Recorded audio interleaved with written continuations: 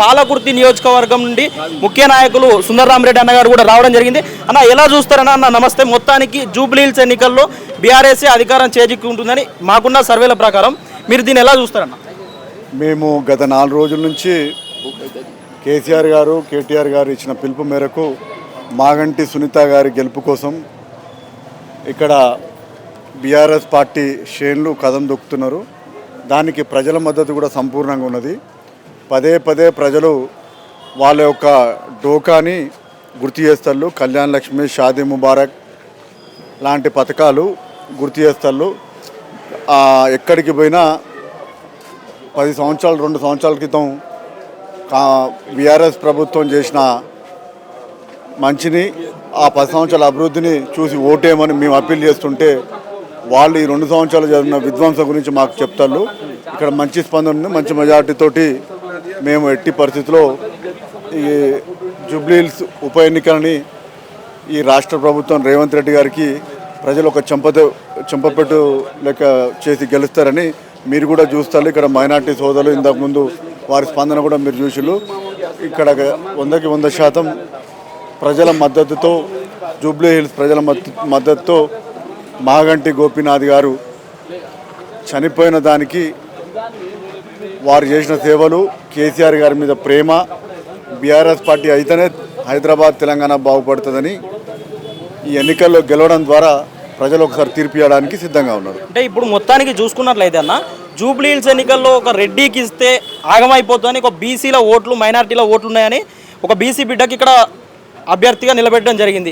ఏదైతే బీసీలకు సంబంధించి, మైనార్టీలకు సంబంధించి ఓట్లు చేజిక్కించుకోవచ్చు, అధికారం మా ప్రభుత్వం ఉంది కాబట్టి ఖచ్చితంగా మమ్మల్నే గెలిపిస్తారు, మేము ఫ్రీ బస్ ఇచ్చినాం, అన్ని నెరవేర్చినవిగా అయిపోయింది కాంగ్రెస్ ప్రభుత్వంలో మరి వాళ్ళు చెప్తారు. ఏడ నెరవేర్చినట్టు కూడా కనబడట్లేదు. మరి దీన్ని మీరు ఎలా చూస్తారన్న?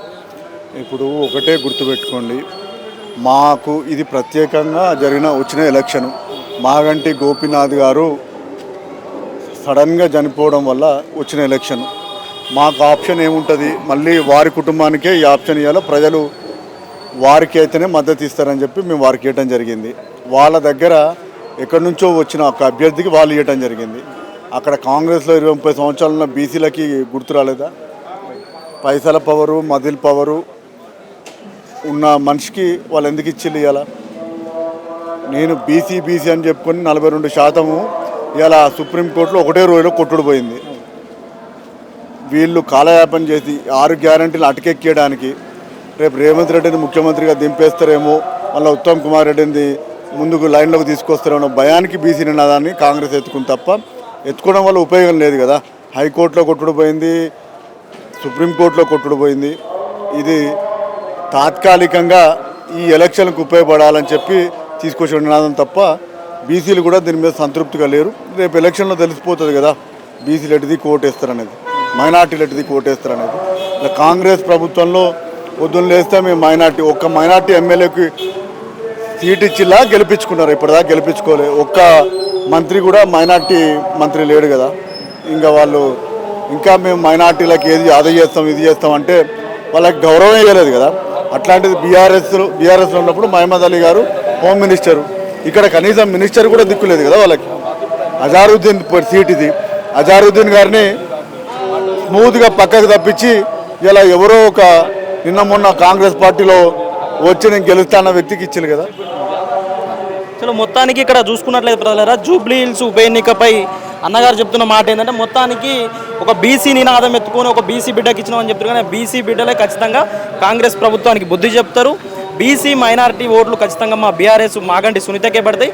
ఏదైతే మాగంటి గోపీనాథ్ గారు అకాల మరణం చెందడంతో ఖచ్చితంగా మాగంటి సునీతకే మేము మా పార్టీ అధిష్టానం కేటాయించడం జరిగింది. ఖచ్చితంగా మా ప్రభుత్వమే రాబోతుంది. జూబ్లీహిల్స్లో మాత్రం కరాఖండిగా పాలకుర్తి నియోజకవర్గానికి సంబంధించినటువంటి సీనియర్ నాయకులు పల్లా సుందరరామరెడ్డి అన్నగారు చెప్పినటువంటి మాట.